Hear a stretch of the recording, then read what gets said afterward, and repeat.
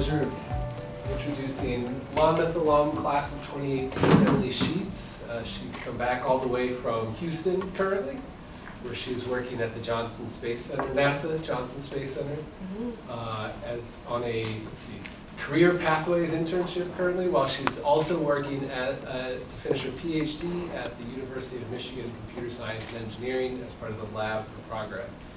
So Emily, since leaving us now 4 years ago or more, has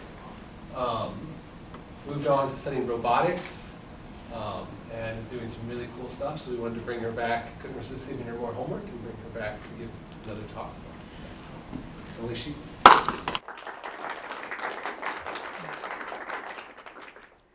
Thank you all so much for coming. I'm truly honored by the size of this crowd. I was worried it was just going to be like my professors and I, so thank you all for actually coming.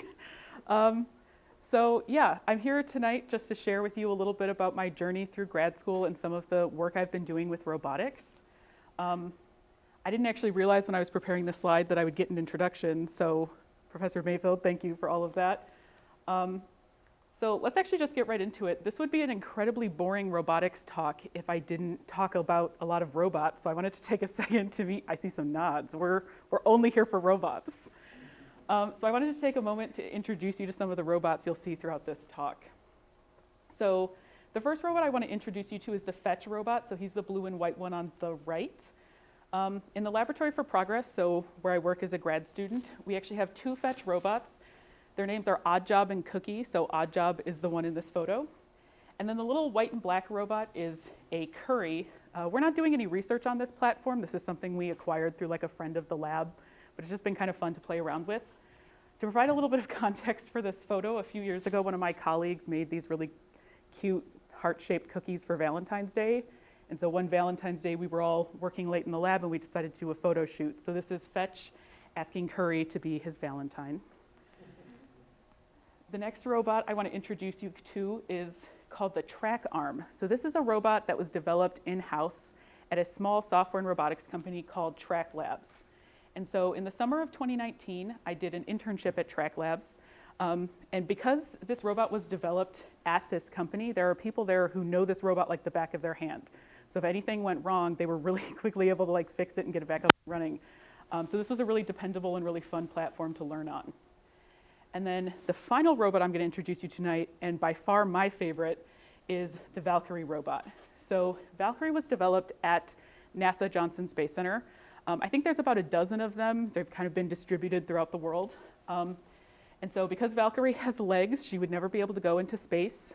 She can't walk or balance in zero gravity. As a fun fact, though, Valkyrie was developed as a successor to a series of robots called the Robonauts.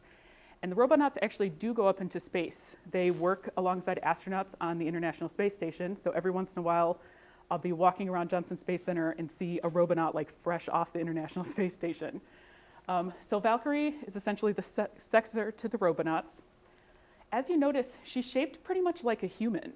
And so the reason why this might be advantageous to have a humanoid robot is because a lot of the environments that we want robots to act in are designed for and by human beings. And so having a robot that's shaped kind of like we are means that the robot has to move through these spaces and interact with objects in a way pretty similar to how we as humans would expect.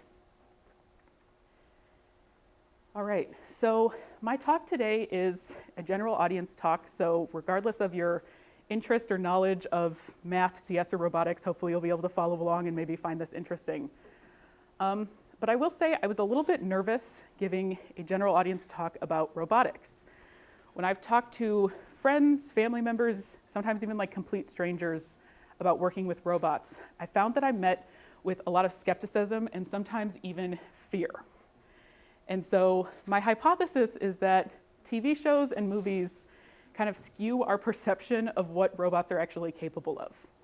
And so, unfortunately, this talk might be a little bit disappointing if this is kind of your expectation of what robots can do. But I wanted to start by just addressing this concern that I've seen. So if you take nothing else from the entire rest of my talk, and if you only hear this one thing, I want it to be this. So everyone make sure you're listening. You should not, under any circumstances, be afraid of robots. And the reason is because robots are ultimately not really all that smart. So there's really nothing to be afraid of. And so let me provide a little bit of context for this statement. Ultimately, when we're talking about robotics, there's actually a pretty broad spectrum of things that we could be talking about.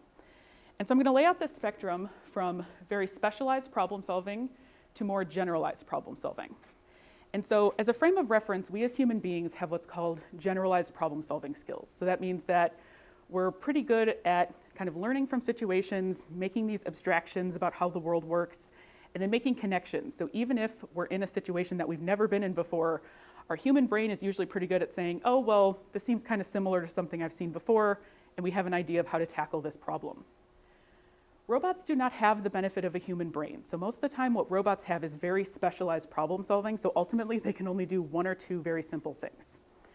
So let's explore this spectrum of robotics a little bit. On the most extreme side, so the most specialized robots are fully programmed robots. You're most likely to see these in factories. So for example, in Detroit, there's a few automotive companies that actually have like these fully automated robot cells where robots are responsible for inspecting parts or like picking up a single very specific part and putting it on the vehicle they're assembling.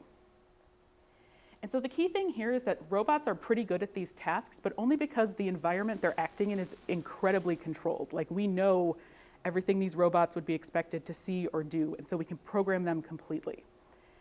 And so the other thing to note is that even if these robots know how to do these one or two things pretty well, there's most likely still a human being standing by, watching and checking for if there are mistakes made or intervening if something goes wrong. So these fully programmed robots may seem capable, but if you change anything about what they're doing, they will be completely stuck. They'll be completely useless. So this is very specialized skills that they have. Coming a little bit closer to the middle of this spectrum, we have teleoperated robots. And so a good example of this would be the Mars rovers. The Mars rovers have a small set of skills that they can do. So for example, they know how to maybe navigate from point A to point B on the surface of Mars. They know how to collect samples. They might even do like really preliminary analysis of those samples. But they're ultimately still not good at doing decision making or like understanding why we want to be on the surface of Mars in the first place. And so in order to do any of these things, they're really relying on their human operators here on the surface of Earth. And so those human operators are the ones that are making decisions and ultimately telling them, I need you to go to this point, collect these samples, put them here, we're going to bring them back to Earth. Like the human is really crucial here. So there's a broader set of skills that the robot has. It's ultimately doing something that's more important and more challenging, but only because it's working together with a human to achieve this. And finally, on the most extreme end of the spectrum would be task-level autonomy. And I just want to be really clear that there actually is not a single robot that has this sort of generalized problem-solving skills, because again, this would be pretty similar to like human-level intelligence and reasoning. But so if a robot like this did exist, task-level autonomy would mean that the robot is essentially able to reason very similarly to a human would. It knows how to achieve tasks and the steps to take to get there. So for example, if I asked a fully autonomous robot, hey, I want you to go do my laundry, it would know exactly what that means and how to perform those steps. This doesn't necessarily mean that the robot is like this conscious agent capable of making decisions of its own free will. So for example, it might ask me for clarification and say, hey, do you want this shirt folded up and put in your drawer or hung up and put in your closet? So even if we had task-level autonomy in robots, human beings would still be very crucial here, helping these robots make decisions and essentially telling them what to do. So here's where I'm going to share a little bit of my opinion, I guess, on robotics. I don't necessarily think, because of how specialized robot knowledge is, I don't necessarily think that task-level autonomy is something that's coming anytime soon, if at all. And so where we're currently at, which is like this teleoperation phase of robotics, I think is a really powerful place to be. But I don't think teleoperation is really capturing how interesting this kind of segment of robotics is. And so I'm going to change this term to a synonym, which is shared autonomy. And so what I mean by shared autonomy is it's essentially this idea that there are some things that robots are really good at and really bad at. There are some things that we as humans are very good at and very bad at. Or there are things that are maybe too unsafe for us to do or just too boring and repetitive for us to do. But so this idea of shared autonomy is essentially that humans and robots should work together collaboratively and essentially share the responsibility for achieving certain tasks. And so this image that I put up here just fully captures what shared autonomy means. So as Professor Mayfield mentioned, I've been doing some work at Johnson Space Center. And there's an ongoing project to control the Valkyrie robots through virtual reality. And so in this image here, you'll see my colleague Steven has on a VR headset and he's holding 2 VR controllers. And he's actually switching back and forth between sending commands to each of these robots. So essentially the 3 of them are working together to achieve this task. And if you notice, the robot on the right is actually mirroring Steven's stance exactly.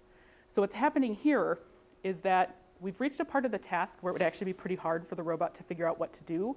And so Steven has stepped in and said, I as a human understand what needs to happen here. And he's showing the robot exactly what he wants it to do. And you can see that Valkyrie is just following along. And so this is ultimately why I think that this area of robotics is so interesting, is because by working together collaboratively and playing to the strengths of robots and humans, we can actually do some really powerful things. And especially because of the fear I think some people might feel about having a fully autonomous robot that they don't necessarily know what it's doing or thinking, I think this shared autonomy for me is kind of my vision of the future of robotics. But so the reason why we need shared autonomy is because ultimately these tasks are really difficult for robots. And like I mentioned earlier, they're not really all that smart and they're actually surprisingly bad at doing things. And so challenges in robotics tend to fall into 3 main categories. The first is sensing. So this has to do with how the robot perceives the current state of the world. The second of these areas of challenges is planning. So this has to do with what the robot is going to decide to do. So what sequence of actions it might take to reach a certain goal. And then the third area is acting. So this is how the robot will actually physically execute the actions it already planned out in order to achieve that goal. And so as a robot is trying to perform a task, it's actually kind of working through these steps in a cycle. So sense, plan, act, just in a cycle. And what's interesting is that we as human beings are probably doing these things. We just might not be thinking about them super consciously.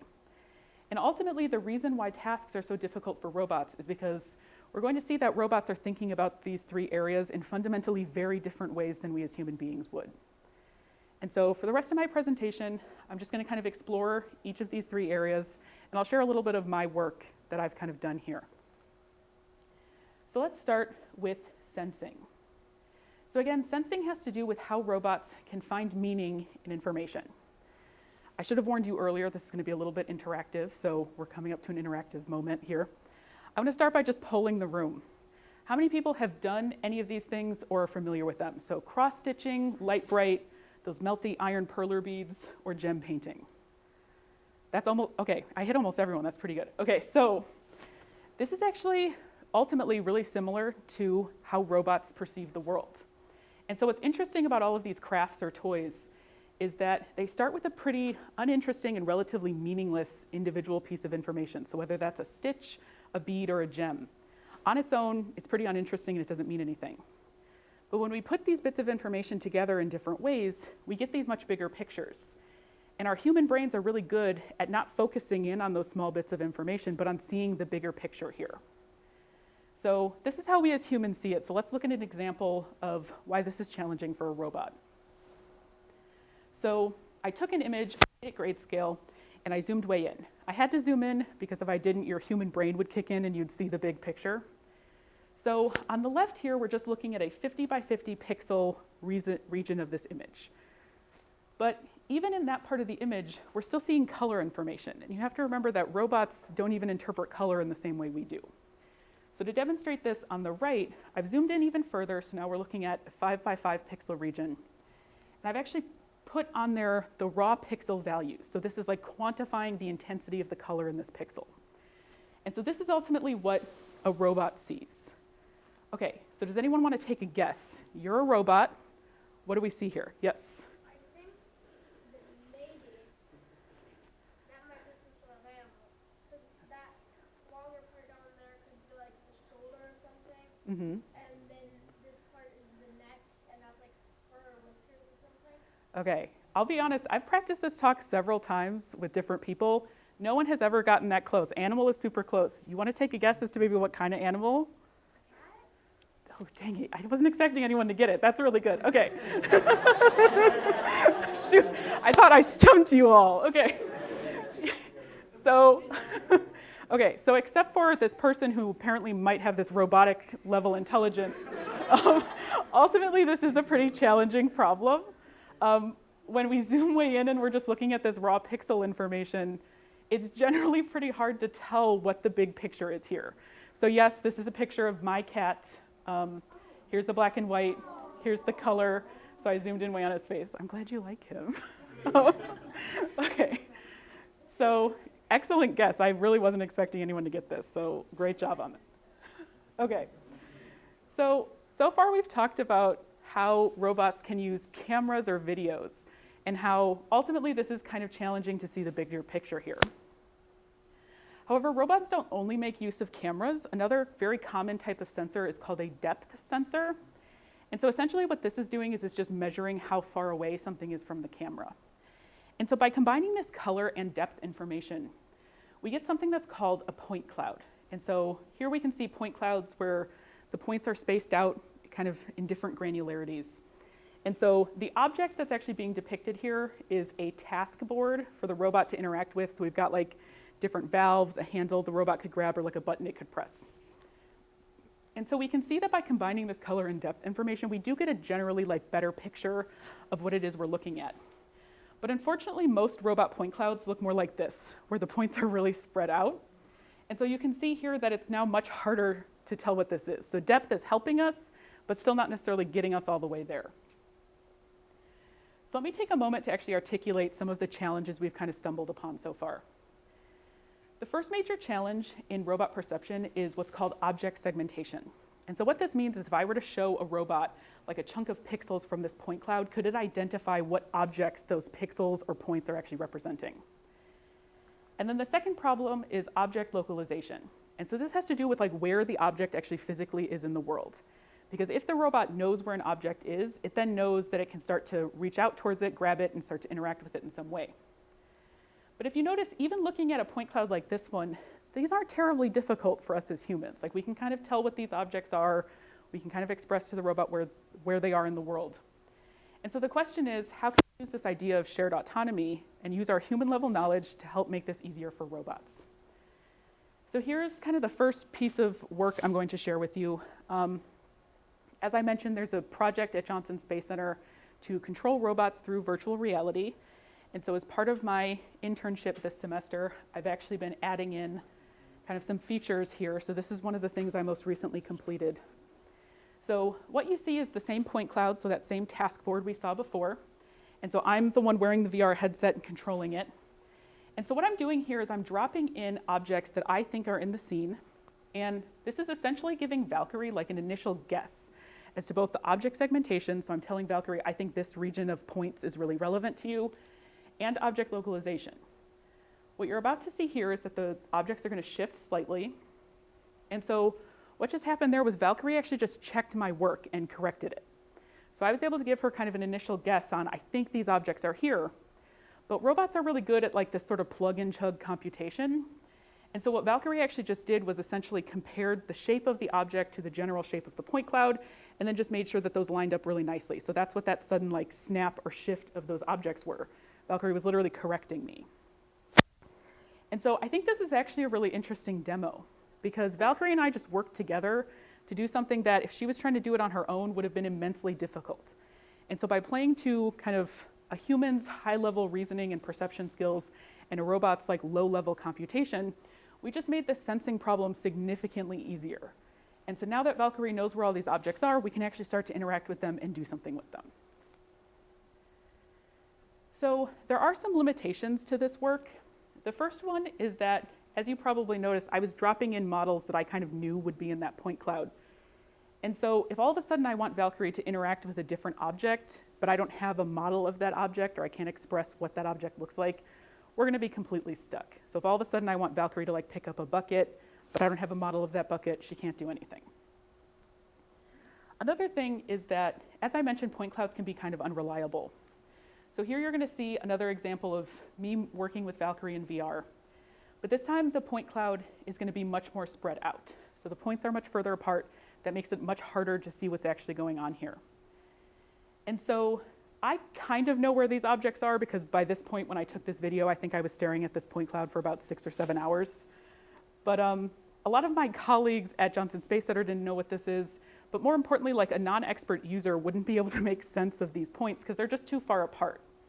And so kind of an important thing to keep in mind here is that if both the human and the robot can't really make sense of what we're looking at, then again, we're going to be stuck and there isn't really anything we can do here. So at this point, I just want to take a moment. We've explored perception a little bit, but I just want to acknowledge that I am by no means an expert. I'm kind of coming at this through a focus on things that I've worked on. But if any of these areas are interesting to you, I'd highly recommend looking up more. I'm trying to give you some maybe terms to start with, but feel free to come and ask questions after. I can point you to more resources. So we've talked about perception, now let's look into planning. And so again, planning has to do with how the robot's going to decide what actions it might take. So I'm going to do another example here for all of us. Let's say I gave you a goal and I said, I want you to go tell Alice that we're all going to meet for lunch at 12. Maybe we make certain observations about this task. So we might say, oh, we can't find Alice, she must be in her office, but when we go to Alice's office, we see that the door is closed. So what are we going to do here? You can feel free to raise your hand. What would you want to do? I saw someone just motion knock. I saw your hand up.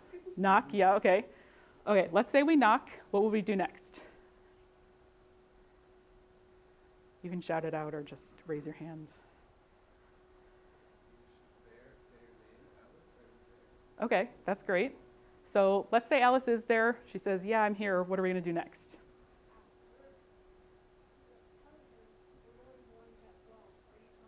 Yeah, perfect. Okay, great. Okay, so thank you all for participating and sharing. So yeah, so essentially the plan we just came up with is we somehow have to get that door open or figure out if Alice is behind the door. And then once we know where Alice is or the door is open, we can tell her about lunch. Okay, so again, for us as humans, this wasn't terribly difficult. We know how to plan in these sorts of situations. So now let's think about how this looks for a robot. And to illustrate this, I'm going to focus on just that first action we came up with, which is we have to get that door open.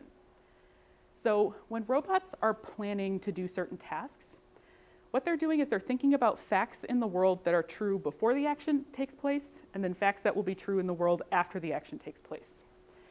So for this action, open the door, before the action takes place, we might say this action has a precondition that we expect the door to be closed. So we might say the fact that the door is open is actually a false statement. This isn't true. After we perform this action will have a post condition, meaning different facts are true about the world. So at this point, we can say door open is true. We've opened the door, so we know this fact is true. So this is pretty simple. We've kind of simplified the world down. We're thinking about things that are either true or false. Now let's say, though, that I actually changed our initial observation. So instead of saying that the door was closed initially, what if we see that the door is ajar? And so how does this actually fit into this true or false representation? Technically, the door is open, so we might want to say door open is true. But functionally, the door most likely isn't open enough for the robot to pass through, so we do still want to perform this action. So would we say the door is not open? That statement's false. So that simplifying assumption we made earlier is actually too simple. This isn't really capturing how the world works and how we want the robot to reason here. So we might say, okay, fine, we're just going to represent the state differently. So instead of thinking statements that are true or false, we'll say the door is 40% open, and maybe at some threshold, say 80%, we know that the door can or the robot can safely pass through the door. And that's fine, but we've just made this much harder because now the robot has more possibilities that it needs to plan over at every single step. Let me further complicate this. We just spent the last 10 or so minutes talking about how robots are really bad at perceiving the world around them. So we have to take into account the fact that the robot might have made a mistake in even its original observation that the door was closed in the first place. Maybe someone walked in front of it and the door was actually open, but it thought it was closed. And so what does that mean then when we assume the door is closed and we reach out and there's nothing to grab? So again, we might say we're going to represent state differently to take into account that our perception might not be the best. And we might say, okay, instead the robot is 75% sure that the door is open. But again, we've just given it a lot more to actually plan over. And so by reasoning over these likelihoods or probabilities, we've made this what's called a probabilistic planning problem, which means now we're computing probabilities at every single step. I'm going to add in just one more complication here, which is even if the robot maybe knows it wants to open the door, how does it think about what that motion even looks like? How does it know how to think about performing that motion? And so essentially what we have here is that we need robots to be able to plan and reason on multiple levels. So on a very high level, it might know I need to open the door, but on a lower level, how does it even think about what that door opening motion should look like? So again, let's just articulate some of the challenges we've kind of stumbled upon here. So first is state representation. That's just what is the robot actually reasoning over and how do we have it kind of abstract and represent the world internally? Next is that we might actually be doing a probabilistic reasoning problem, which means that the robot is thinking about uncertainties and constantly dealing with the fact that it might make a wrong step or it might make a mistake. And finally, we need the robot to reason both at a pretty high level in terms of what actions it's doing, and then also on a low level in terms of how does it think about performing that motion. So again, the question is, how can we as humans kind of share some of our knowledge to make this easier for robots? Okay, so this next example that I'm going to share is actually a paper that I have being published in May. And so in this work, we focused on assembly tasks. So how does a robot go from these kind of random pieces and connect them together to get a completed object?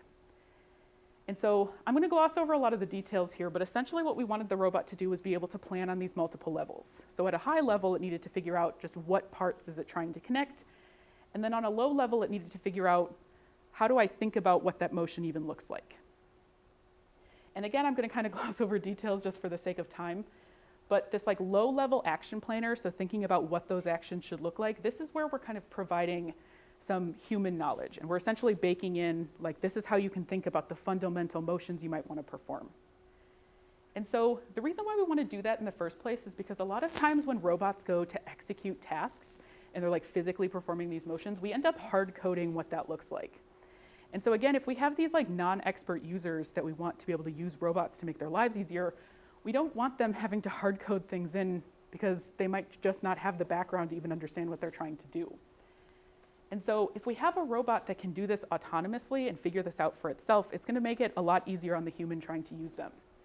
And so ultimately what's happening here is when the robot's thinking about performing this action, what it's saying is, of all of the ways I could possibly actually perform this action, which way is most likely to succeed? And so you'll notice here I'm using most likely, which means, again, we're thinking about likelihoods or probabilities. So we are taking into account that there could be uncertainty at any point here, and the robot has to account for that. So once we had it where the robot could kind of predict what these actions might look like, we wanted to test this out.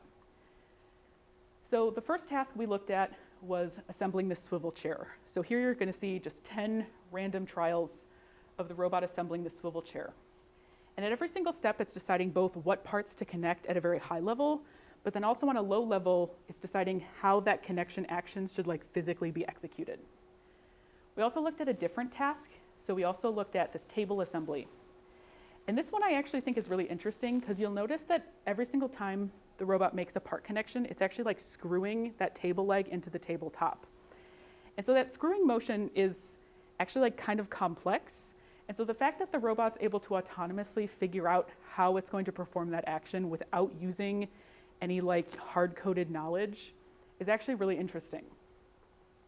And so again, what we've just done is by essentially using a little bit of human knowledge about these fundamental actions the robot can use, the robot's able to figure out how to actually perform this task on its own. And so again, there are some limitations here. So ultimately what we run into is that there's a pretty big disconnect between like the very high level reasoning that we as human beings want to do and the low level reasoning that robots tend to do. Because there's this disconnect in like how we want to express these sorts of reasoning problems, what we find is that we don't really know how this might scale. So if we suddenly wanted to assemble different objects, kind of what additional human knowledge would we actually need to achieve that? And so that's something I'd like to look into in a future research project. Okay, so we've talked about sensing, we've talked about some of the challenges in planning. Finally, let's move to acting. And so again, this has to do with just how a robot will actually physically perform the actions that it's already planned out. So I'm going to start with one more example. Say that I were to ask you all to tap the top of your head. Thank you. You don't have to do it yet. Does anyone have any questions about how to perform that task or what I'm asking you to do? You have a question? Do you want to share your question? No? Okay. Does anyone have a question that they'd maybe want to share? What are they uncertain about? Use our right hand or left hand? That's a good question. I'll just say dominant hand. Did you have a question? Oh, yes. How fast do you want it? Leisurely. Like multiple times? Or Just- single time? Just tap it once. Okay. These are good questions. Any other questions about how you perform this task? Okay, I'm not hearing anything. Yeah, so those were all really great questions. So we were asking these clarifying questions about like constraints on the task. But notice that no one was really asking about like the physical mechanics of how we're going to move our arm to perform that task. And ultimately, we as humans don't have to think on that low of a level because we have something called proprioception. Essentially what that means is that we're pretty comfortable with like how our minds and bodies work together. Like we know how our bodies move and how they move through space. So like the mechanics of tapping the top of your head is probably not something anyone thought about. But again, robots don't have the benefit of a human brain. So the way they interact with their physical embodiment is just fundamentally very different. And so this diagram is going to kind of show how a robot is thinking about its embodiment.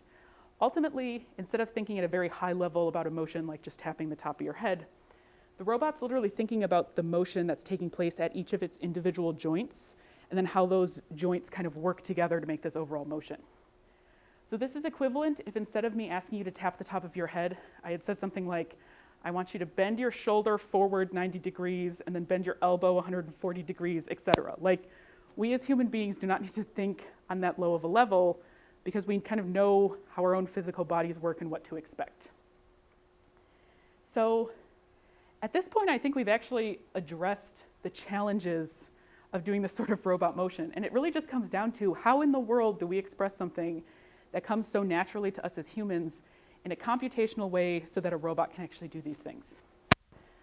I will tell you that, so I was a math and computer science major during my time here at Monmouth College.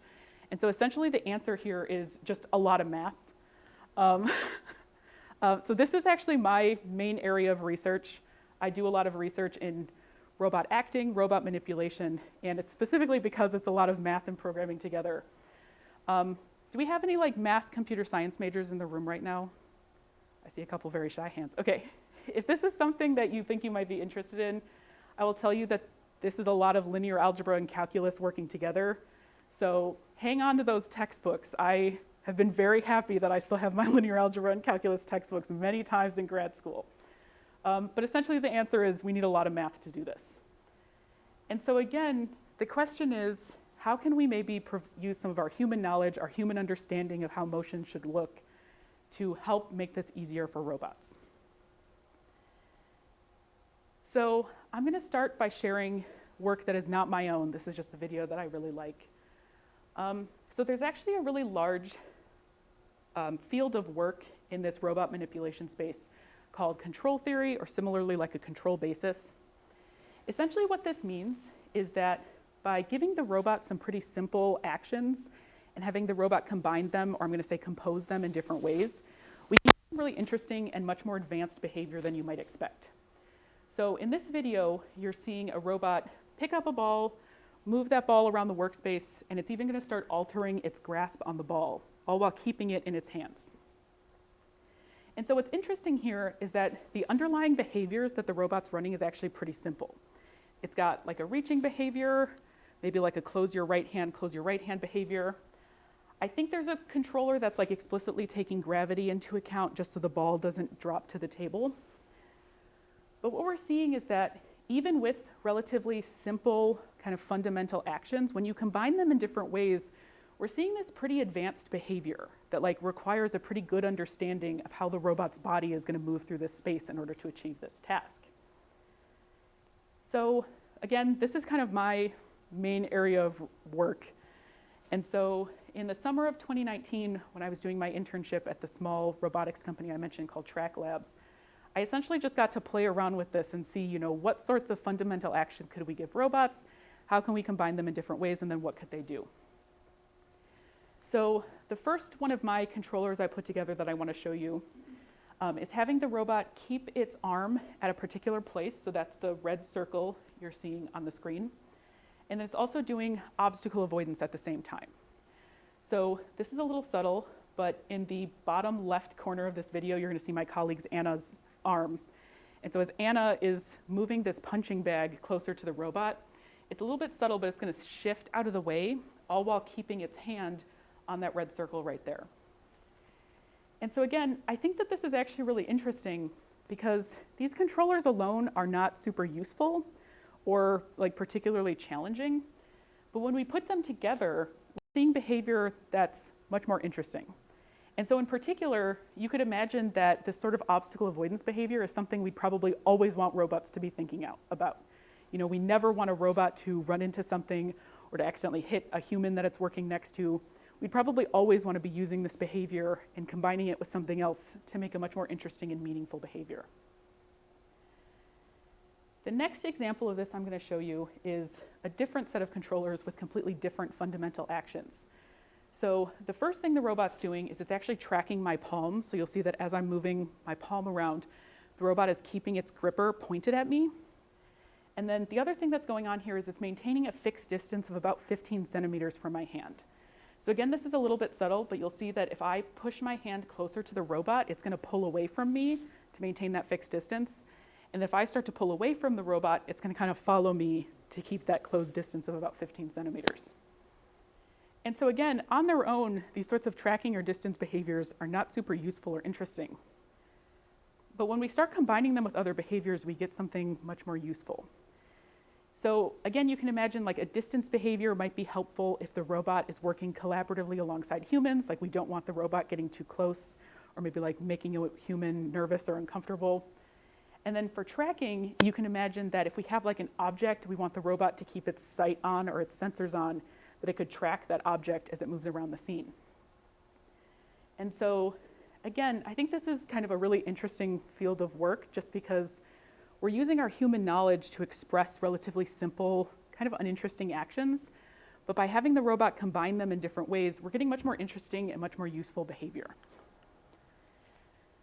So again, there are some limitations here. So the first one is that the two videos I just showed you, everything was hard-coded. So I was telling the robot exactly how I wanted it to kind of put those behaviors together. And this actually has to do with some of the details I was glossing over. So the previous work, when I was talking about planning that I mentioned, this paper was getting published. That was actually what we wanted the robot to do itself. It was figuring out how can I use these fundamental behaviors and put them together without my human user having to hard code these for me. And what we saw when I was talking about planning is that this actually works. This is kind of promising, and we do know robots can figure this out on their own. But in this particular instance, because I was hard coding these behaviors, in general, these actions aren't going to generalize well to other tasks. And if we wanted a robot to do something else, we'd probably have to give it different fundamental behaviors and then combine them in completely different ways. Okay. So at this point, we've talked about sensing, we've talked about planning, we've talked about acting. And we've seen essentially why these three areas of robotics are so challenging. So there's a few key takeaways that I kind of hope you've taken from this whole part of my talk. So the first thing I want to emphasize is that the line between these three areas of challenges is very often blurred. So the work that I presented for you that I was calling it planning, what the robot was actually doing was planning how a motion it wanted to execute might look. So really, this was more blurring the lines between planning and acting.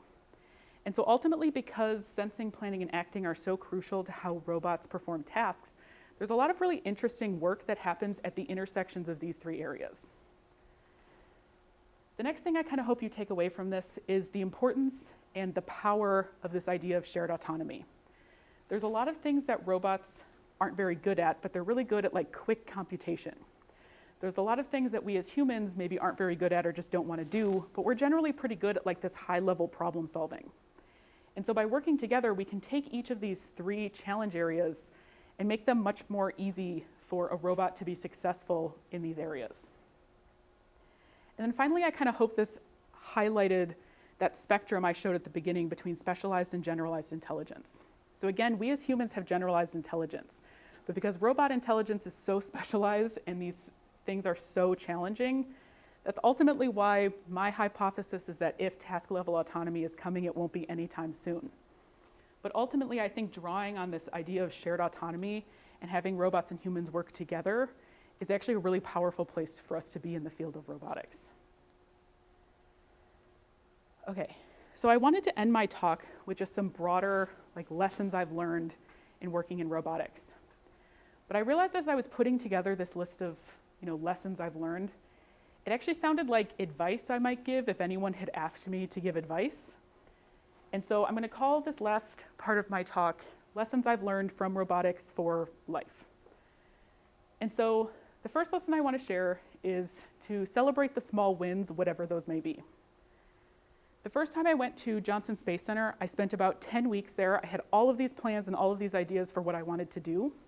And so I'm going to show you a video of everything I accomplished during those 10 weeks at Johnson Space Center.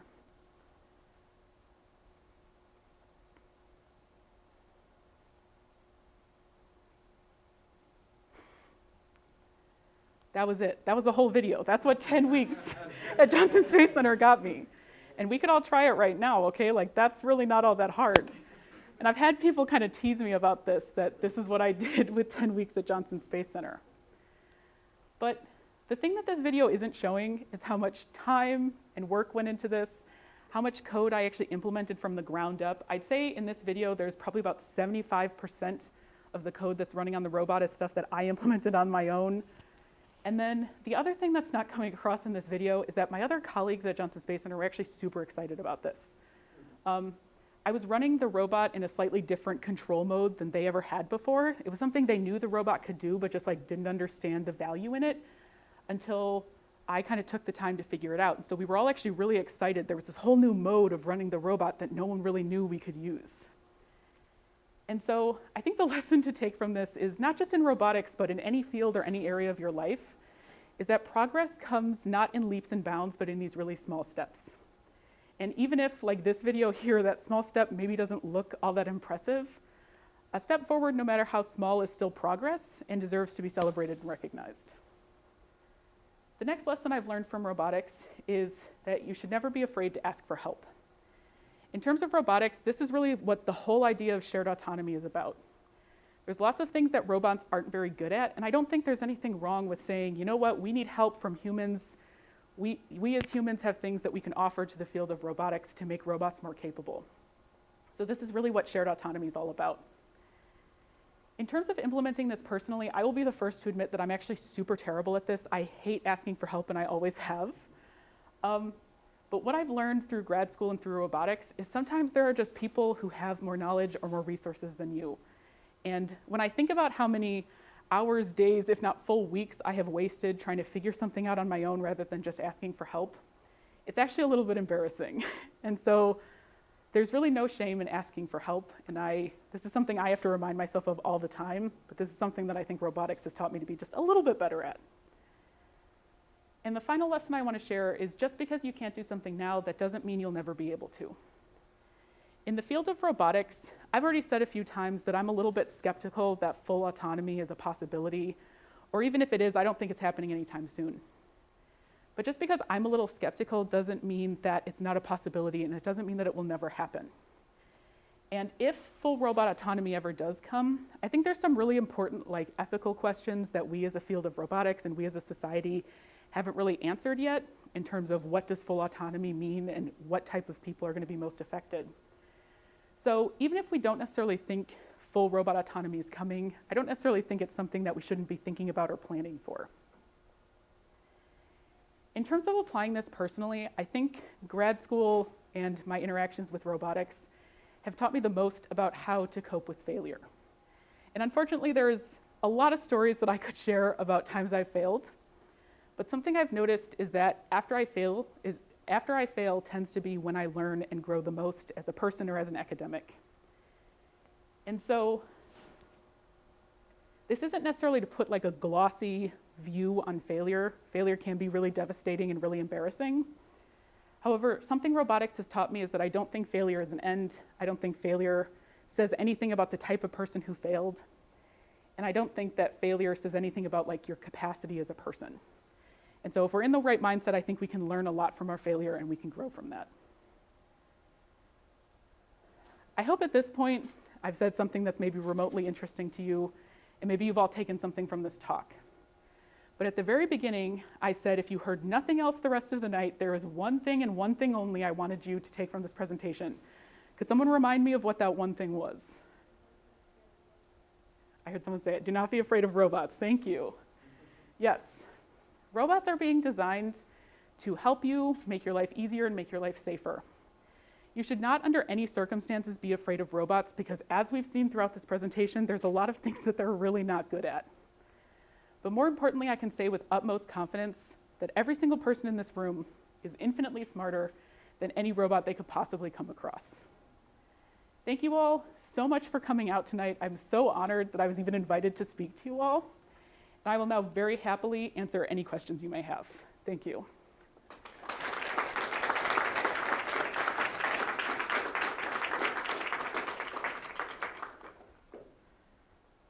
Any questions? Yes. What's your favorite thing you've ever made a robot do? That's a good question. I think my favorite is probably that video I showed where the robot was kind of following my palm around. I still just think that video is kind of cool to see the robot like follow me around and track me so closely. So that's probably my favorite. That's a good question. Yes. Have you ever had a robot like while you were testing it like completely just shut down? Like Yeah, actually, yeah. The first time I ever tried to run the Valkyrie robot, I made a mistake in some of the code I was sending. And so what the robot did was it like hyper extended and it was almost on its tiptoes and then it just went limp and like completely collapsed. So yes, that was kind of my rite of passage into failing on a robot and a very expensive one. Any other questions? Yes. So in the sensor, I was looking at the camera. Was it following your hand based off of a sensor here, or was it video from like your camera's eye was paying attention to where your hand was and where the robot? So where was the Yeah, that's a great question. And so I didn't point that out. Let me pull that video back up. It was actually a separate sensor. So that particular robot, the arm was mounted. Why am I having such a hard time? The arm was mounted on kind of one end of that table, but the camera is actually behind it. So the camera here, sorry. The camera is actually somewhere like over here. And so you can see in this little inlet here, this is what the camera is actually seeing. So the camera is somewhere over here. It's tracking my palm from the back. And so that's like the perception that this robot is using here. That's a great question. Yes? If the camera is behind your hand, how is it able to tell what distance the robot has from it? Yeah, so that's a really great question. Essentially what's happening here is we're essentially doing like a lot of transformations. This is kind of getting into the math of what's going on here. But essentially we're saying, you know, if this is what the camera view is seeing, then in terms of the robot view, which is what we care about, like the robot's distance from me, we can kind of compute that difference from the robot's perspective. So we're doing like these math transformations. That's a great question. Yes? How many times speed is this video? And like, do robots move like way slower than we think they do? Yeah, that's actually a really great question. Okay, so I think this particular video is running at 3 times speed. So this, in real time, this is 3 times slower than what you're seeing. And so I found that it's actually kind of a combination of things. On one side, robots are actually a lot slower. And it really comes down to a lot of times like the math and the computation that the robot's doing actually takes a long time. So a lot of times it's pausing and waiting just because it's like crunching a bunch of numbers and trying to figure out what's happening next. Something with this robot in particular though, is that a lot of times if robots moved at their full speed, it would be super scary. And so this robot in particular, we were kind of almost like damping out what it wanted to do by I think about half. And this really just has to do with like humans' perceptions of what robots are doing. Another kind of interesting example of this that I didn't have time to talk about is, as an undergrad at Monmouth, I did a project on autonomous cars. And that was something you find out when you're in a car and you see the wheel turning, but the driver isn't doing anything, that even if you're only going like 5 miles an hour, it feels like you're on a rocket. So a lot of times we actually slow robots down just so they seem a little bit less scary and they don't freak out the people around them. So it's a little bit of both. Yes. In the picture you had of your partner with the AR, Yeah. not AR, VR. Yeah. You had him squatting and the robot was doing the same. But I didn't see any sensors. I was just curious what kind of technology you guys were using. If they could sense how his body was working. Yeah. So the VR setup actually has, I forget what they're called, VR bases, I think. And so that's ultimately what we were using. So the VR base could see, his name was Steven, could see Steven's headset and his 2 controllers. And so by figuring out where Steven was, we could again do some of these mathematical transformations to figure out if this is what Steven's doing, this is what the robot should be doing relative to itself. Does that kind of make sense? Yeah, so it's ultimately the VR bases that we were using there. So your hand, yes. What would happen if you kind of just in this video, you kind of just move your hand like this, really, really fast? In VR? No, in the. Oh, that, okay. In this case, so unfortunately, part of the other reason that why this video is so slow is because this tracker here, we were using it out of the box, so this wasn't something that I implemented or any of my colleagues implemented. And unfortunately, this actually was not implemented super well. So we found that if I moved my hand too fast, it just would completely lose me. And I think there's actually a part somewhere where you see, so you can kind of see, actually right here, there's a moment where there's a pink rectangle that's tracking my palm, and you can see that it gets stuck because it actually loses me, and I have to backtrack to catch it, and so it can continue tracking. So in this case, if I had moved my hand too fast, the robot would have been lost. It wasn't going to be able to see me. Yeah. Yeah, it would have just gotten stuck. Yes, question. And so I didn't point that out. Let me pull that video back up. It was actually a separate sensor. So that particular robot, the arm was mounted. Why am I having such a hard time? The arm was mounted on kind of one end of that table, but the camera is actually behind it. So the camera here, sorry. The camera is actually somewhere over here. And so you can see in this little inlet here, this is what the camera is actually seeing. So the camera is somewhere over here. It's tracking my palm from the back. And so that's the perception that this robot is using here. That's a great question. Yes?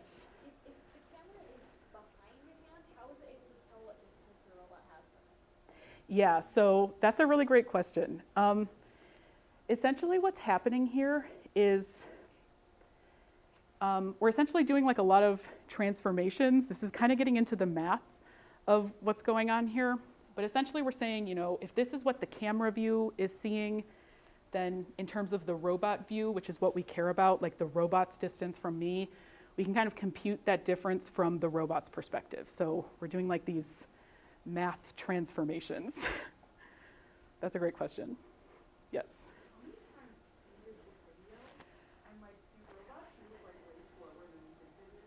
Yeah, that's actually a really great question. Okay, so I think this particular video is running at 3 times speed. So this, in real time, this is 3 times slower than what you're seeing. And so I found that it's actually kind of a combination of things. On one side, robots are actually a lot slower, and it really comes down to a lot of times the math and the computation that the robot's doing actually takes a long time. So a lot of times it's pausing and waiting just because it's crunching a bunch of numbers and trying to figure out what's happening next. Something with this robot in particular, though, is that a lot of times if robots moved at their full speed, it would be super scary. And so this robot in particular, we were kind of almost damping out what it wanted to do by, I think, about half. And this really just has to do with humans' perceptions of what robots are doing. Another kind of interesting example of this that I didn't have time to talk about is, as an undergrad at Monmouth, I did a project on autonomous cars.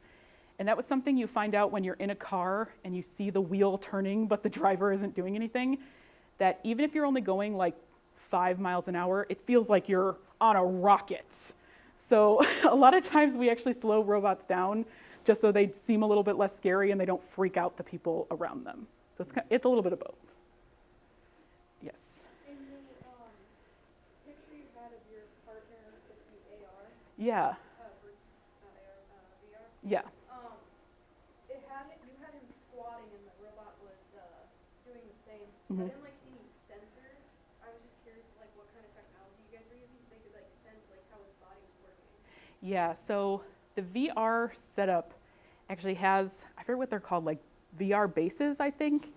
And so that's ultimately what we were using. So the VR base could see, his name was Steven, could see Steven's like headset and his two controllers. And so by figuring out like where Steven was, we could again do like some of these mathematical transformations to figure out if this is what Steven's doing, this is what the robot should be doing relative to itself. Does that kind of make sense? Yeah, so it's ultimately like the VR bases that we were using there. So your hand, yes. What would happen if you kind of just like in this video you kind of like move your hand like this In really fast? in VR? No, in the Oh, that, okay.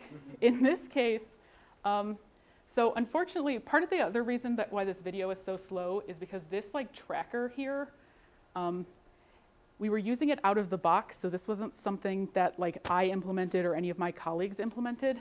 And unfortunately, this actually was not implemented super well. So we found that if I moved my hand too fast, it just would completely lose me. And I think there's actually a part somewhere where you see, so you can kind of see, actually right here, there's a moment where there's a pink rectangle that's tracking my palm, and you can see that it gets stuck because it actually loses me, and I have to like backtrack to catch it, and so it can continue tracking. So in this case, if I had moved my hand too fast, the robot would have been lost. It wasn't going to be able to see me. Yeah. Yeah, it would have just gotten stuck. Yes. So so it has some kind of program that it can't reach beyond what it can reach. You know, you're asking it to keep a certain distance. If you went beyond what it could reach, what it is. Yeah, so that's one of the things that, again, robots are pretty bad at. So what it would have done in that case is it would have just like extended as far as it could and just kind of gotten stuck. But that's actually something that you have to like be very careful of when working with robots because they don't realize almost when they're hyperextending or going someplace that they shouldn't. Like you as the human have to kind of catch it for them. So in this case, yeah, the robot would have reached out and probably gotten stuck and just like wouldn't have really been able to move until I helped it get to a place where it was able to move better. That's a good question. Yes. So you kind of set up the three areas or parts of robotics, and your research is really focused on the acting part. Yes, that's correct. So is there like a difference in the progress in these parts? Is there kind of like a sense of like sensing technology is ahead of acting planning? Like I know you said they're not that separate, but like where's the state of the art at those? And maybe like flip side of that, is there, like if someone wanted to go into one of those areas, is there one that's like really underrepresented in the field of robotics as a whole? Like it's just like begging for more people to put time into it? Yeah, that's a really great question. So I would say that if one of those three sections was kind of ahead of any of the others, it would actually probably be robot perception. There is a lot of work that happens. So like computer vision, machine learning, like all of those are kind of relevant areas there. So I would say computer vision is probably the most advanced. It's still not a solved problem. So one thing that's kind of interesting is that like we have really good algorithms that can identify certain objects, but like transparent objects are actually something we still don't really know how to work with. Because you can imagine like the depth sensor, if it's transparent, there's nothing to bounce off of it. So transparent objects is like still this whole open area. We don't know how to do that. I'm probably a little bit biased, and I'm going to say that I do think robot manipulation is a little bit underrepresented. I think that like the reasoning and the sensing of things tend to be like really interesting problems that people like to show off. But a lot of times behind those videos, they're still just hard coding in the way, like what the robot's actually doing. So I would say if you're interested and are looking for some place to like really make your mark, it's probably going to be robot manipulation. Yeah, did that answer all parts of your questions? Okay. Any other questions?